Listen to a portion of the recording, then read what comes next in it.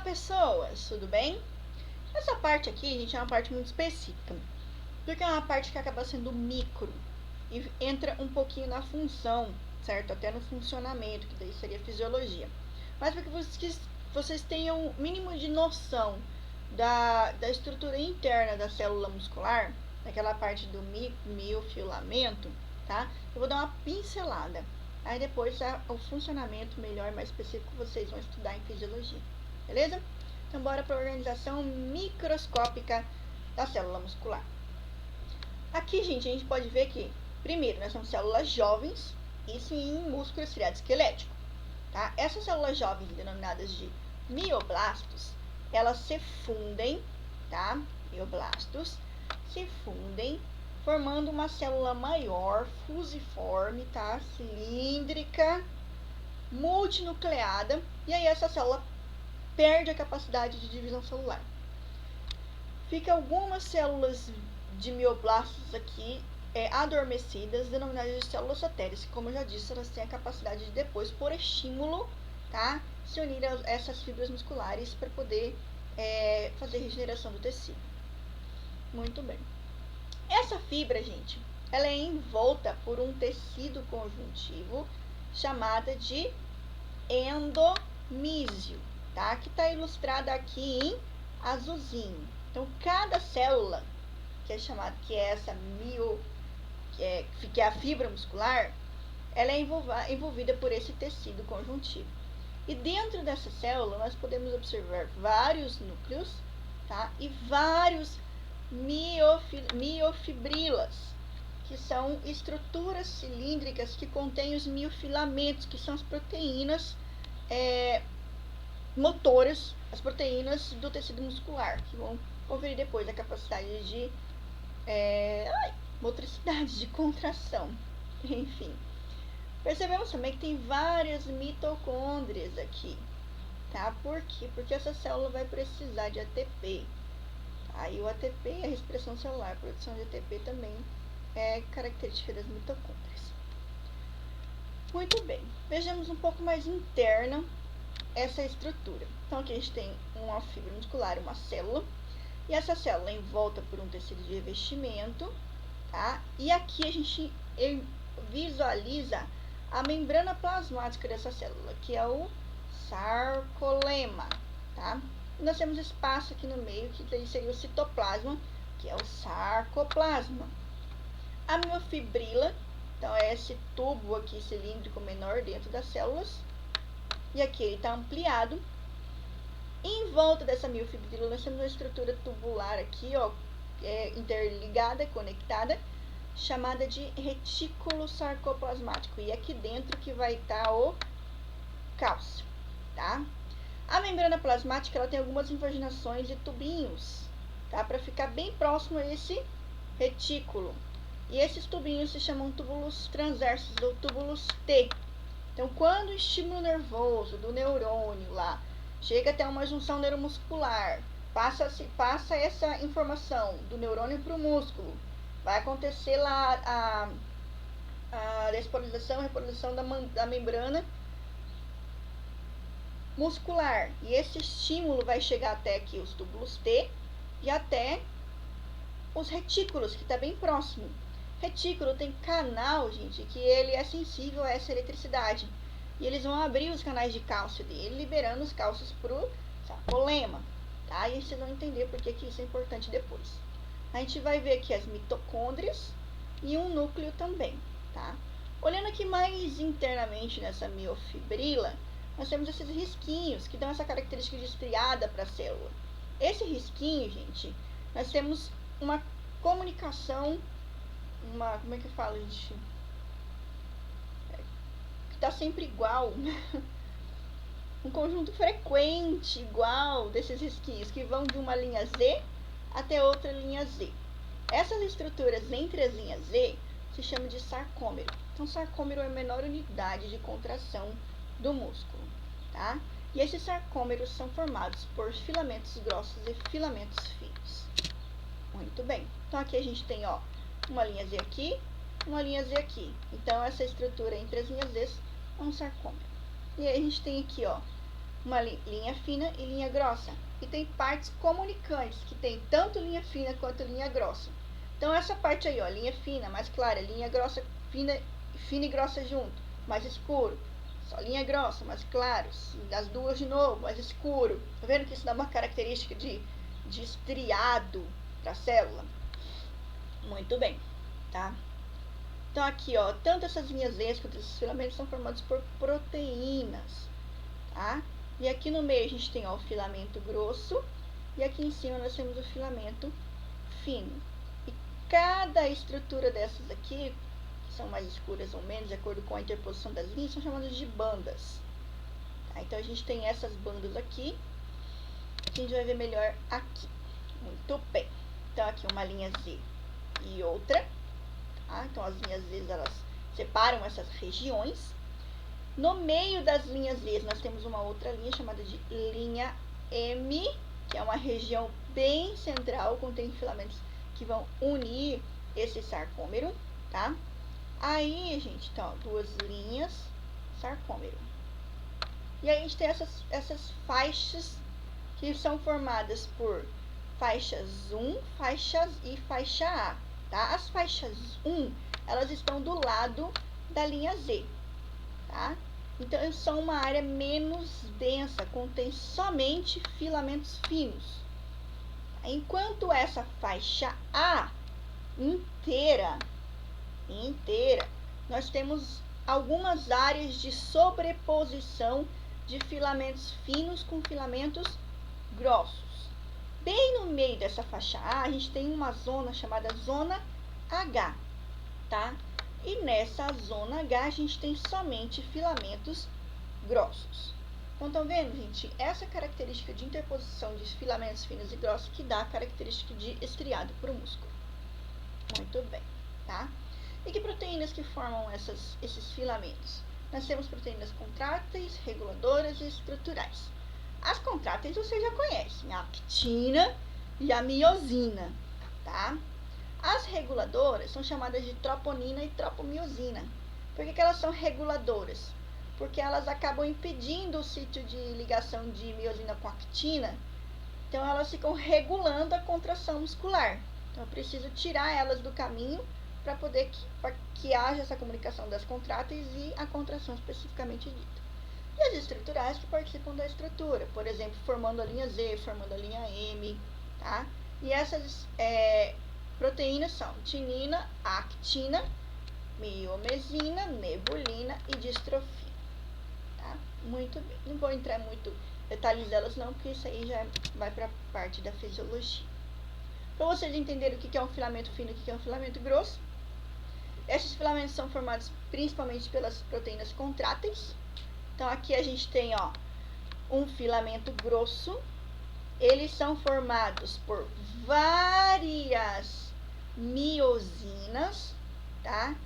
Que são dispostas com as cabeças para as extremidades. Então, o meio acaba ficando sem cabeças de miosina, tá? Então, a miosina parece dois tacos de golfe com o cabinho enrolado. Então, fica uma cabecinha do taco para cada lado e o cabinho todo enrolado. Tá? Então, isso daqui é um filamento grosso, são várias miosinas projetadas com as cabeças para as extremidades, ok?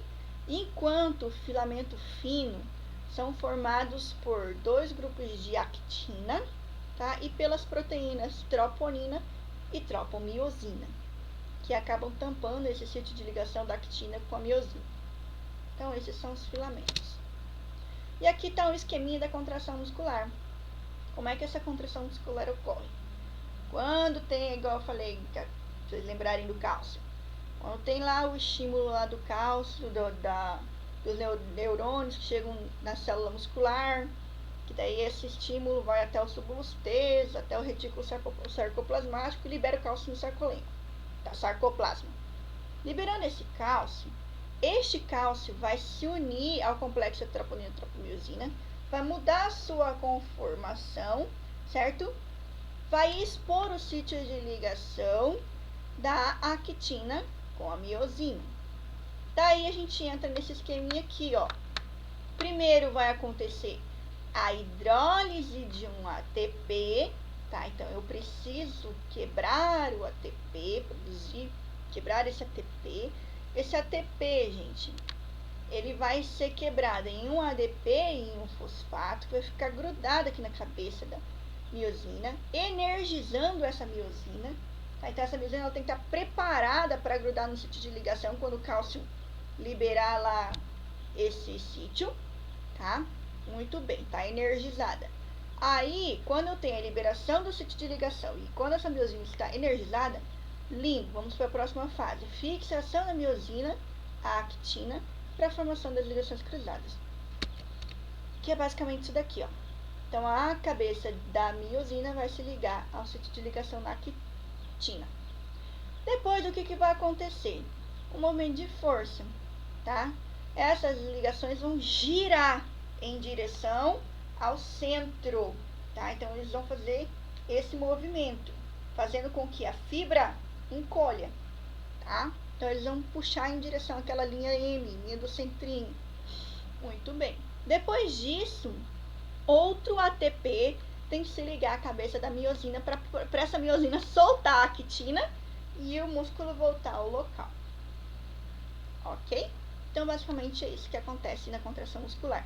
De forma muito simples, porque o negócio é mais complexo. Aqui está ilustrando, ó, sarcolemos, túbulos T e o retículo sarcoplasmático com cálcio aqui dentro. Chegou o impulso, liberou cálcio aqui no sarcoplasma, chegou no complexo troponina-tropomiosina, liberou o sítio de ligação de actina com miosina, tá? Porque muda a conformidade dela. Miosina já está energizada, se liga ao sítio de ligação, puxa, gira em direção à linha M e faz aqui a linha M, ó. E faz com que esse espaço aqui diminua. Olha, então o espaço estava desse tamanho, então ele encurtou. E esse encurtamento, esse processo feito várias vezes, que é a contração muscular. Fechou? Mais ou menos? Um pouquinho, pelo menos? Basicamente é isso aí, gente. Ó, tem o estímulo nervoso, tá? Isso vai passar para o músculo, vai acontecer aquelas reações e vai acontecer a contração muscular, tá? Então, o estímulo nervoso tá chegando ali da junção neuromuscular para o músculo e isso vai aproximar, possibilitar movimentos de alavanca, de flexão e extensão ou de qualquer outro movimento do nosso esqueletinho, tá? O que é tônus muscular? O que é contração isotônica, isométrica, enfim, concêntrica, excêntrica, que são alguns tipos de contração do nosso corpo, os principais tipos, na verdade, tá? Até mesmo em repouso, o nosso músculo ele apresenta um certo tônus muscular, tá? Dependendo da área, dependendo de como que a gente está a postura. Como assim? Esse tônus muscular nada mais é do que uma tensão, uma contração bem leve, tá? Uma discreta tensão decorrente de fraca contração involuntária das unidades motoras. Para que isso? Tá? Para que os músculos se mantenham firmes. Mas essa tensão ela não é forte o suficiente para resultar em um movimento.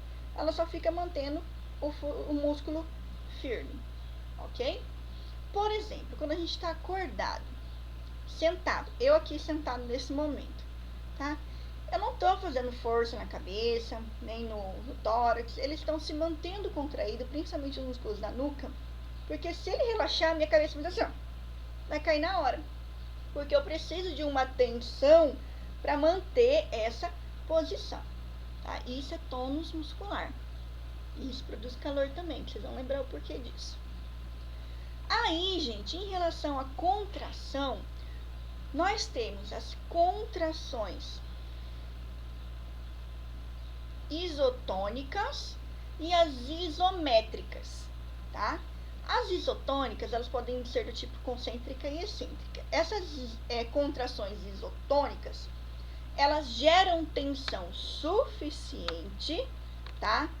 Para que o músculo possa movimentar o corpo ou objetos. E elas são do tipo concêntrica. Quando essa tensão ela é grande, então vai pegar a garrafinha de novo, tá? Então eu coloco a garrafinha aqui na minha mão e eu vou exercer uma força aqui para superar a força desse objeto poder levantar ele e levar até a minha boca. Muito bem. Agora, quando eu vou fazer o movimento contrário, eu ainda estou mantendo tensionado o meu músculo para poder colocar essa garrafinha aqui na mesa. Só que é uma tensão que está diminuindo e que está aumentando, alongando o músculo, tá? Mas ela ainda resiste à carga, senão isso aqui ia cair. Até eu depositar a carga e parar com essa contração. Então, ela vai fazer uma contração forte para diminuir o... Como é que eu faço? Uma contração que diminua o músculo, e a outra eu estou gerando contração ainda por conta do peso do objeto para poder levar esse objeto de volta ao local, tá? E a contração isomérica já é uma contração que a tensão não é o suficiente para que haja esse movimento, tá? Ela é extremamente importante, sim, pelo que eu acabei de falar também, porque são contrações. Se eu quiser ficar segurando essa garrafinha aqui por 5 minutos, eu dou conta. Não estou mexendo, mas eu dou conta.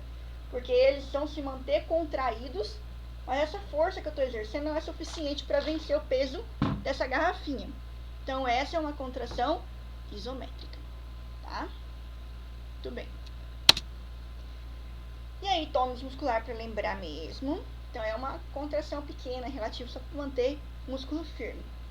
Se eu falar hipertonia ou hipotonia, hipertonia é quando aquele músculo está muito forte. Agora, se ele está muito fraco, muito flácido, aí é hipotonia, tá? O meu músculo aqui está hipotônico.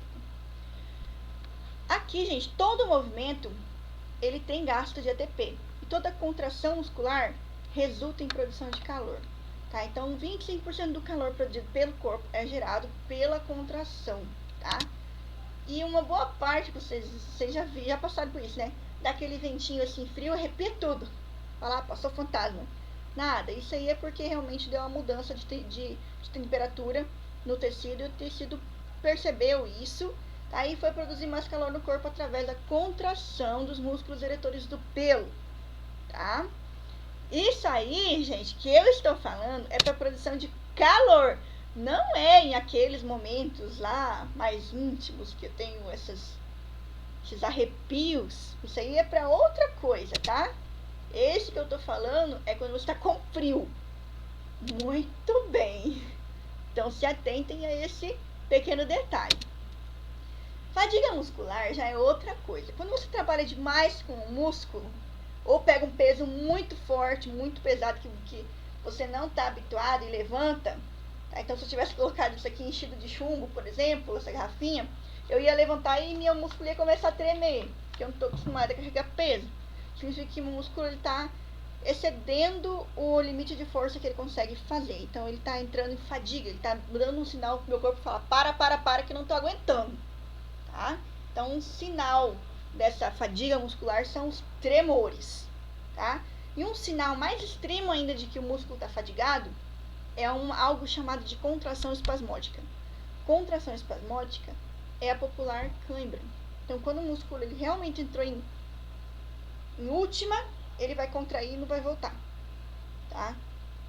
Então, é uma contração forte, muito involuntária, muito dolorida, avisando que ele fadigou. Isso acontece muito aqui, que é a panturrilha, tá? Olha aí. E gera muita dor. Beleza? Onde eu tirei essas imagens. E para fechar essa parte, gente, nós temos 2 tipos de fibras musculares. Além dos tipos de tecido, a gente tem 3 tipos de fibras musculares, tá? De forma geral, a gente pode dizer que elas são brancas ou vermelhas. Tá? Como assim? Elas são vermelhas porque elas possuem uma grande quantidade de mioglobina, e muitos vasos sanguíneos, ou elas são brancas porque elas praticamente não têm tanta quantidade de mioglobina assim, e poucos vasos sanguíneos, tá? E elas respondem de uma forma diferente cada uma. Tem. Muito bem. Elas se contraem e relaxam em velocidades diferentes. Então, elas são mais lentas, mais rápidas, possuem quantidade variadas de mitocôndria, sofrem fadiga em tempos diferentes, tá? Então, elas têm assim, estrutura e função diferente. Logo, elas são divididas em 3 tipos: as fibras oxidativas lentas, ou do tipo 1, as fibras oxidativas glicolíticas rápidas, ou do tipo 2A, e as fibras glicolíticas, tá escrito errado ali, ó, rápidas, do tipo 2B, tá? As fibras oxidativas lentas, gente, elas são, tanto essas lentas quanto essas rápidas, que elas são mais vermelhas, é um tom vermelho escuro, porque elas têm uma grande quantidade de mioglobina, muitos capilares, certo? E bastante mitocôndria. Elas vão utilizar formar ATP de forma anaeróbica. As lentas vão contrair-se de forma bem lenta, característica de um músculo liso, por exemplo, tá? As oxidativas glicolíticas rápidas são mais rápidas, óbvio. E as lentas, elas fadigam mais lentamente, enquanto as outras fadigam de forma um pouco mais rápida. Diferente, as fibras glicolíticas rápidas do tipo 2B, elas têm muito pouco mioglobina, elas formam o ATP de forma anaeróbica, tá? Utilizando a via glicolítica, a glicólise, tá? Isso gera alguns subprodutos que geram dor de forma mais rápida. Elas fadigam mais rapidamente, mas elas têm uma resposta muito ligeira. Tá? Qual que é a diferença disso? Já viram um maratonista e um corredor de 100 metros rasos? Vocês nunca viram? Entra no Google e digita para vocês verem o perfil de corpo de cada um. O perfil de corpo de um maratonista é isso aqui, ó. Maratonista. Mas só tem músculo, tá? E ele aguenta correr lá 30 km, 50 km de boa. Perfil de um cara que corre 100 metros rasos, 200 metros rasos, 300... é isso aqui, ó. O bicho é forte, tá? É só músculo também. Mas o negócio dele é explosão. Ele não aguenta por muito tempo, tá? Se ele ficar lá correndo a maratona, ele vai dar os primeiros quilômetros, vai dar cãibra, vai dar um monte de coisa, mas ele não vai conseguir, tá? Por quê? Porque no caso maratonista, a musculatura dele que foi trabalhada foi essa, músculo de explosão, tá? Pessoas que levantam aquele peso, só levanta e derruba, não lembro, halterofilista, não sei, não lembro o nome direito, também são desse tipo, tá? Então aqui a gente tem uma tabela com as características de cada uma desses tipos de célula, tá? Então, velocidade do uso do ATP, ó. Uma lenta, outra rápida, fadiga. A do tipo 1 lá é lenta, que eu falei que é a célula vermelha. A do tipo 2, rápida, outra rápida. Então você tem e leu com calma, com cuidado, para que vocês entendam melhor essa parte que eu falei, ok? É isso, gente. Beijo, queijo. Espero que tenham compreendido melhor essa parte também, tá? Que é uma parte mais diferentinha um pouco do sistema muscular. Até a próxima.